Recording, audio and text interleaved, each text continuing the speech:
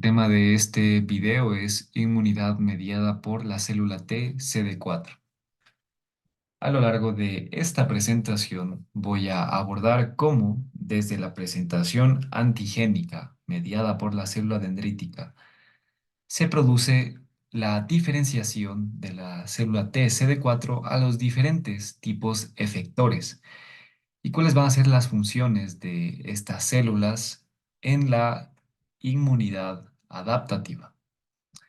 A la célula T CD8 citotóxica le dedicaré un video aparte más adelante. Entonces, comencemos aquí a la derecha con una infección que se está dando a nivel periférico. Primero se produce la respuesta inmune innata con sus componentes celulares, en los cuales se encuentran el neutrófilo, el macrófago, la célula dendrítica, el mastocito, y también la inmunidad in- innata, humoral, mediada por el sistema complemento. Y entonces aquí se trata de una infección bacteriana, ya en la cual se monta la respuesta, se producen, se destruyen los patógenos y de aquí van a salir antígenos, ¿bien? De aquí van a salir antígenos y también la célula dendrítica puede llegar a fagocitar alguno de estos patógenos y posteriormente tomar sus antígenos para presentarlos en el MHC de tipo 2 en su membrana. Y entonces estas células dendríticas ingresarán a los vasos linfáticos aferentes, los cuales van a desembocar en un ganglio linfático proximal. Esta célula dendrítica, una vez llegada al ganglio linfático, va a viajar hasta la zona de linfocitos T, en los cuales, llevando su antígeno cargado en el MHC de tipo 2, va a buscar a la célula T virgen, en este caso, que presente afinidad por el antígeno presentado en el MHC de tipo 2 de la célula dendrítica. Aquí recordemos que la célula T CD4, que es el objetivo de este video, va a unirse exclusivamente al MHC de tipo 2, al complejo mayor de histocompatibilidad de tipo 2, en el cual se presenta su antígeno. Y este MHC de tipo 2 va a estar presente en la célula dendrítica, en el macrófago, en el linfocito B y adicionalmente en las células epiteliales del timo. Y entonces aquí encuentra la célula dendrítica cargando su antígeno a su correspondiente linfocito T. Se va a producir entonces la unión del MHC tipo 2 con su péptido cargado, con el péptido del antígeno cargado en la hendidura de unión a péptido y se va a unir al TCR, al receptor del linfocito T. Pero aquí cabe la pregunta, ¿acaso esto es suficiente para activar para activar como tal al linfocito T virgen? La respuesta es que no. Necesitamos de correceptores. Y bueno, adicionalmente mencionar que el CD4 de igual manera va a unirse a la molécula del MHC de tipo 2. Pero vamos a estos correceptores. Es posible que, o más bien se sabe que la respuesta, la vía de señalización intracelular mediada exclusivamente por el receptor del linfocito T, por el TCR, no es lo suficientemente potente como para producir la activación y posterior proliferación del linfocito T virgen. Va a necesitar de otros correceptores presentes tanto en su membrana como ligandos presentes en la membrana de la célula dendrítica. El primero de ellos va a ser el ligando de CD40. ¿Ya? El ligando de CD40 se va a unir a el CD40 como tal presente en la célula dendrítica, lo cual va a conducir a la expresión de una molécula presente en la membrana conocida como el B7 o también B7 es lo mismo que CD80. ¿Ya? Este CD80 o B7 va a unirse a su receptor, que es el CD28, en el linfocito T virgen, en la membrana del linfocito T virgen. y con ello se va a producir como tal ya la vía de señalización necesaria para activar al linfocito T. Entonces, ¿en qué consiste esta vía de señalización intracelular? Vamos a tener, eh, bueno, aquí lo estoy simplificando bastante realmente, puesto que es una vía que involucra a una gran cantidad de proteínas, decenas de proteínas que van a terminar con la expresión o van a conducir a la expresión de diferentes proteínas necesarias para la activación del linfocito T. Pero bueno, aquí lo estoy simplificando un poco. Se va a activar la fosfolipasa C y se va a activar la PI3K.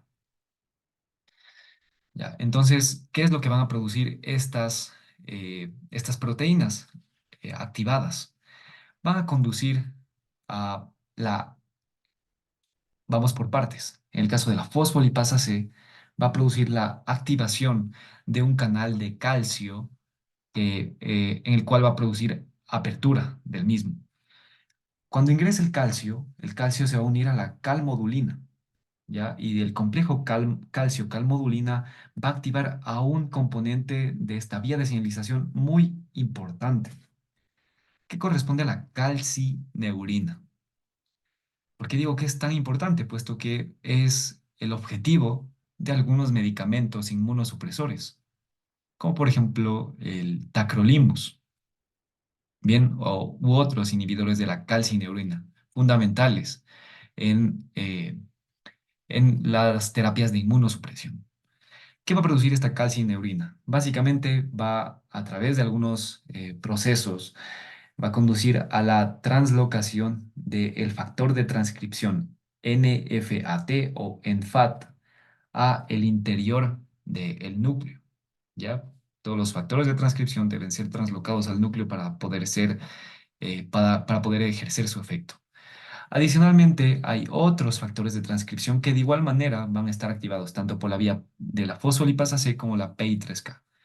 Estos son el AP1 y el NF-κB, y por el lado de la fosfolipasa C y por el lado del PI3K solo el NF-κB. Estos se van a translocar al núcleo y van a iniciar la transcripción van a inducir la transcripción de algunos genes. También se va a activar el AKT. El AKT es necesario para el crecimiento de la célula. ¿Ya? Este va a conducir a la activación del mTOR, que es fundamental para el crecimiento de la célula. Entonces, ¿cuál va a ser la consecuencia de la translocación de estos factores de transcripción AP1 en FAT, NF-κB a el núcleo del linfocito T virgen? Amén de otras proteínas, va a inducir la expresión de CD25 y de la interleucina 2. Esto no quiero que se olviden. La interleucina 2 es fundamental en las primeras fases de activación del linfocito T virgen, tanto el CD4 como el CD8. Entonces, el ARN mensajero de ambas proteínas va evidentemente a ser traducido por el ribosoma. Ya, y primero, la interleucina 2 es, por así decirlo, eh, una citosina fundamental en la proliferación de los linfocitos T.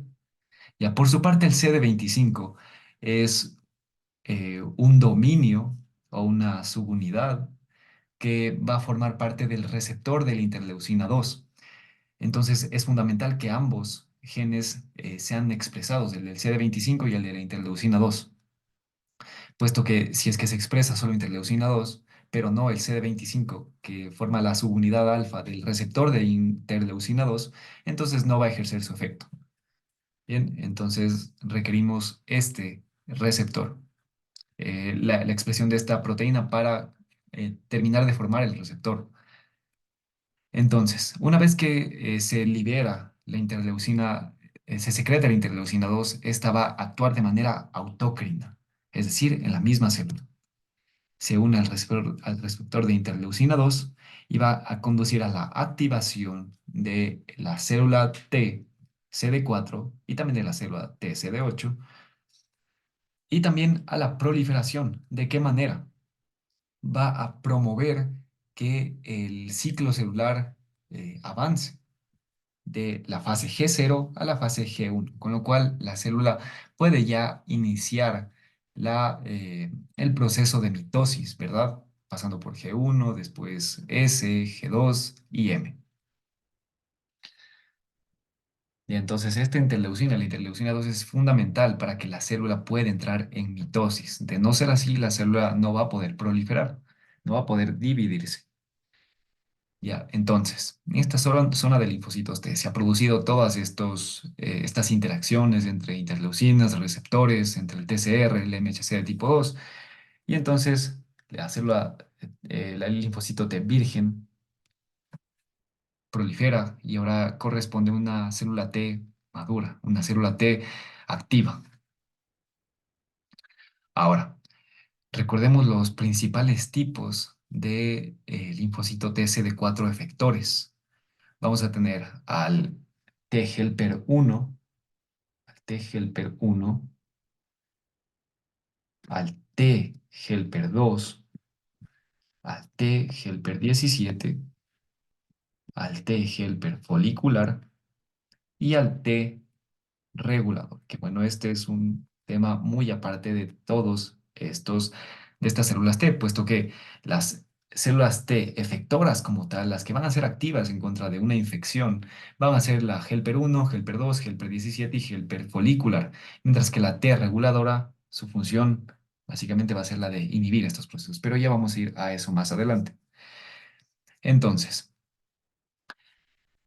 es importante mencionar que si bien la interleucina 2 es fundamental para la activación y proliferación del linfocito T recientemente unido a su antígeno, se va a requerir de otras interleucinas, las mostradas aquí, para que la célula T activa CD4 se diferencie a un específico subtipo, helper 1, helper 2, helper 17 o helper folicular.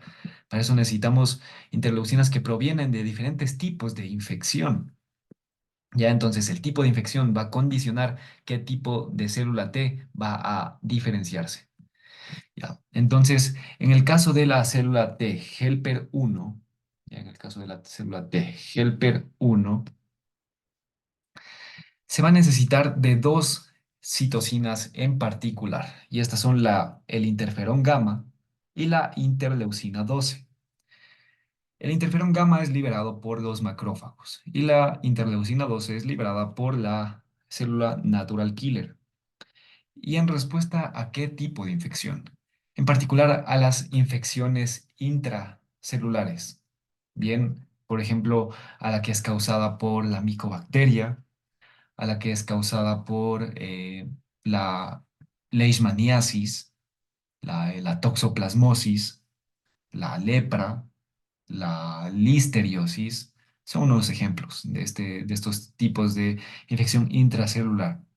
Ya, pero en este caso no es para una en particular, o por lo general no se produce en contra de una infección viral, que también es intracelular, sino contra eh, células de tipo, células en particular, como las bacterias o los parásitos. ¿Ya?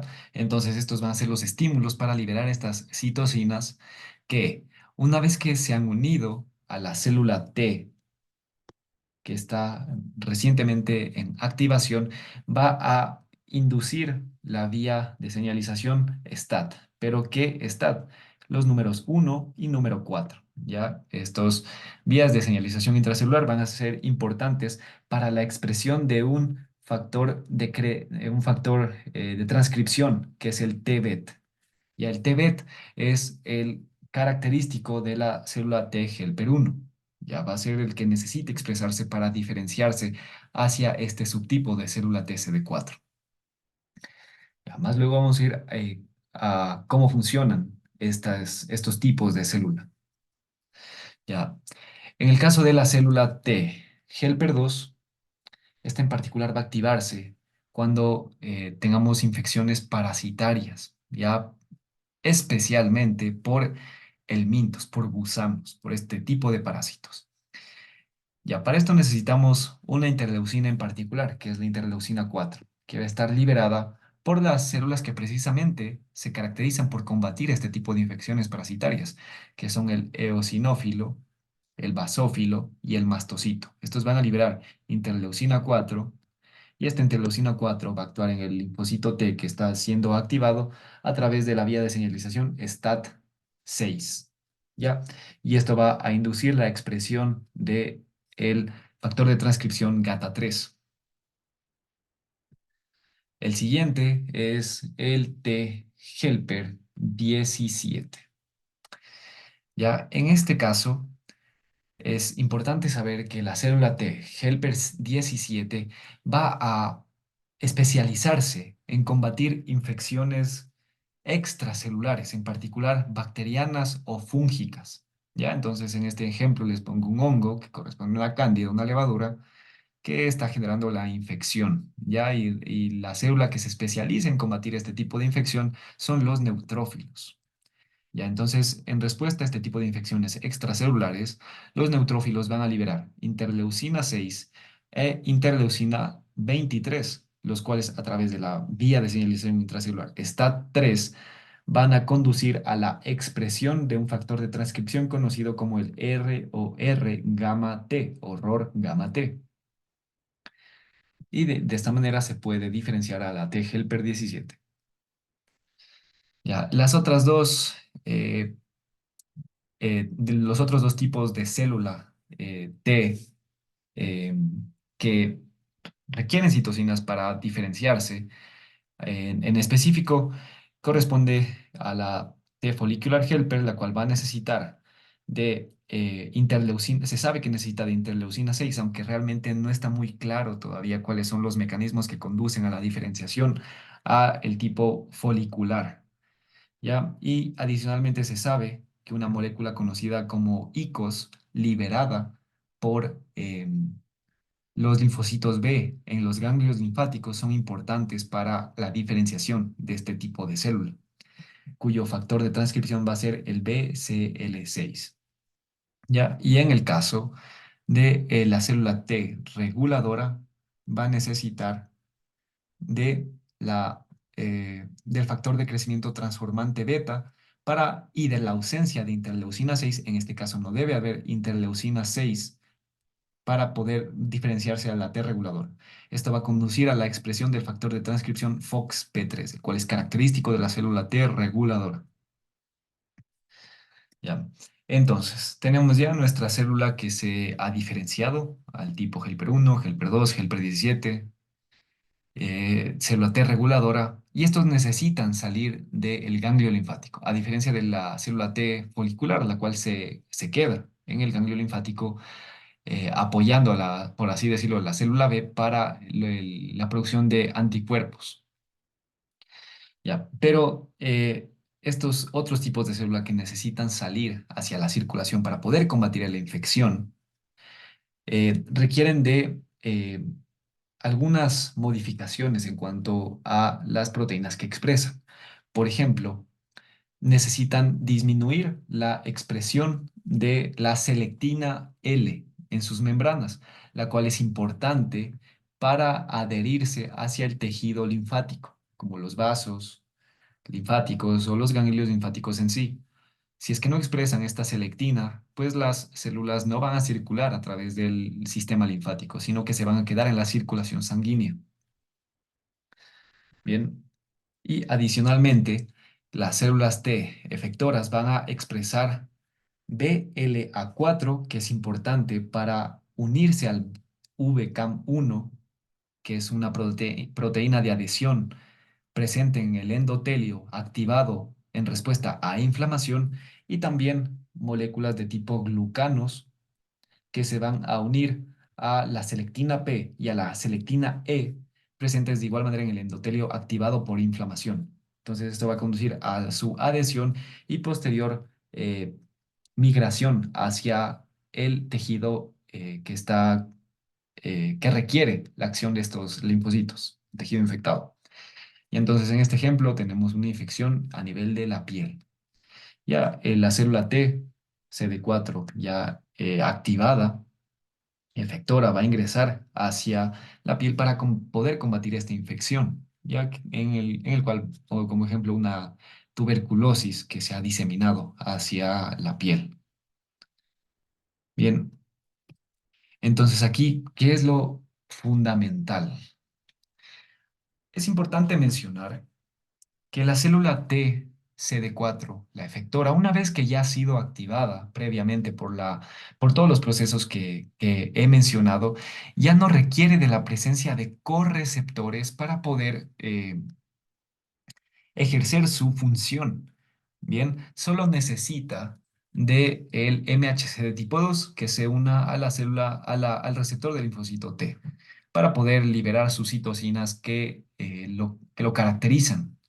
Y entonces ya no necesitan de la unión de B7 a CD28, de CD40 ligando de CD40, ya no necesitan de eso.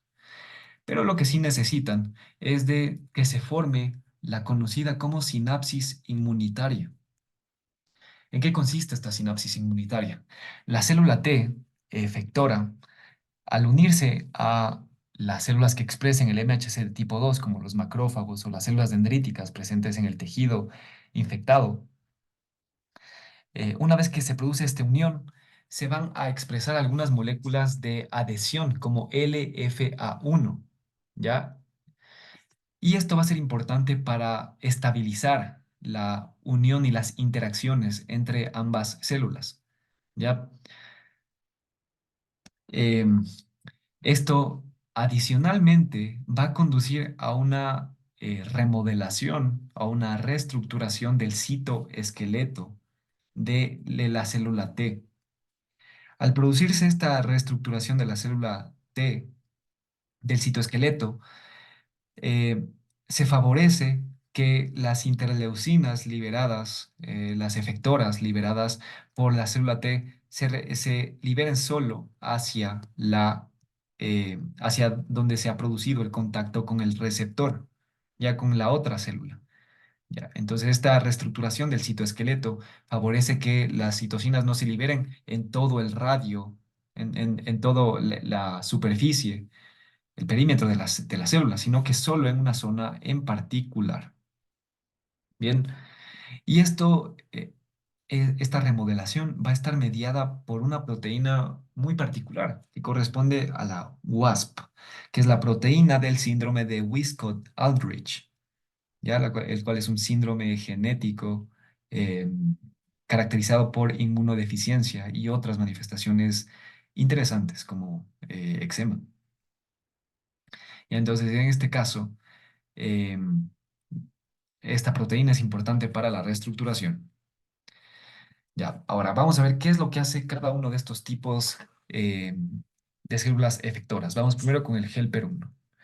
Ya, las principales moléculas liberadas por la célula T helper 1 van a ser el interferón gamma, y no quiero que se olviden jamás, el interferón gamma, el cual va a ser fundamental para activar en particular a los macrófagos que tienen una infección intracelular, para controlar las infecciones intracelulares. Entonces, vamos a ver qué es lo que pasa, por ejemplo, con la tuberculosis. La tuberculosis, el curso de esta infección es que una vez que la micobacteria es endocitada, ya es endocitada, tiene mecanismos que impiden que este endosoma o este fagosoma se fusione con el lisosoma y entonces la bacteria sea destruida, ¿ya? Entonces aquí es donde entra en juego la célula T helper 1 a través del interferón gamma, induce la fusión de este endosoma con el lisosoma, lo cual ya va a generar el estallido respiratorio. Además, mejora la actividad de la NADPH oxidasa, importante igual para este estallido respiratorio, y entonces se logra combatir la infección.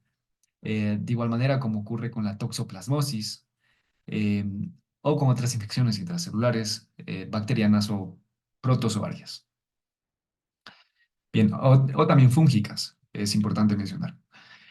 Otra de las citocinas que libera es el factor de necrosis tumoral alfa, que si bien no actúa en específico en esta célula infectada, va a generar una inflamación a nivel sistémico y especialmente a nivel localizado, pero también sistémico, bastante considerable. ¿Ya? Otro de los efectos que tiene el interferón gamma es el de inducir la formación del granuloma.